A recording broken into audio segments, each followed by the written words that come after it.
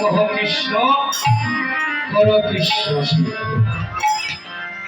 তুমি আজ তোমাকে আমি অনুমতি দিচ্ছি, আজ কলিয়ত জীবের দ্বারে দ্বারে গিয়ে তুমি তাদেরকে কৃষ্ণ শিক্ষায় শিক্ষিত বল। তখন মহাপ্রভুকে নিত্যানন্দ প্রভু আমি যে কলিয়ত জীবের দ্বারে দ্বারে কৃষ্ণ নাম দিব, সবাই তো আর কৃষ্ণ নাম দিবে না, নিতে চাইবে না, তাহলে আমি কি করবো?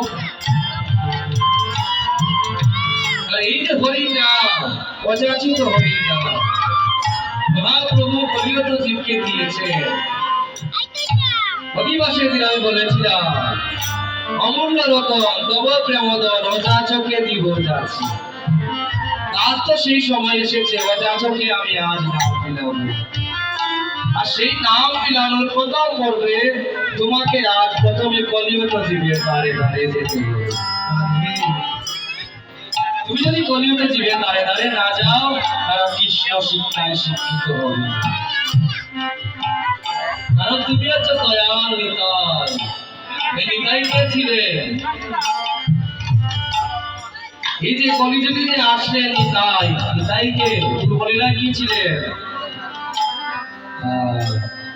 বলো না এই ব্রজের বলাই আজ নিতাই হল, এবার ব্রজের বলাই নিতাই হল, আজ ব্রজের বলাই আজ নিতাই হল, ব্রজের বলাই নিতাই হল।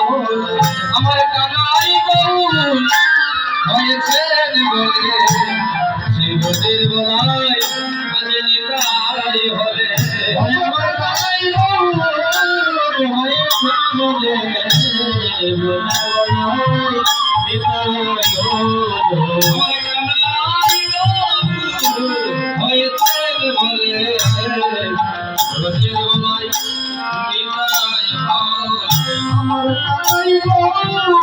গৌর হয়েছে বলে ব্রজের বলাই নিতাই হল, আমার কানাই গৌর হয়েছে বলে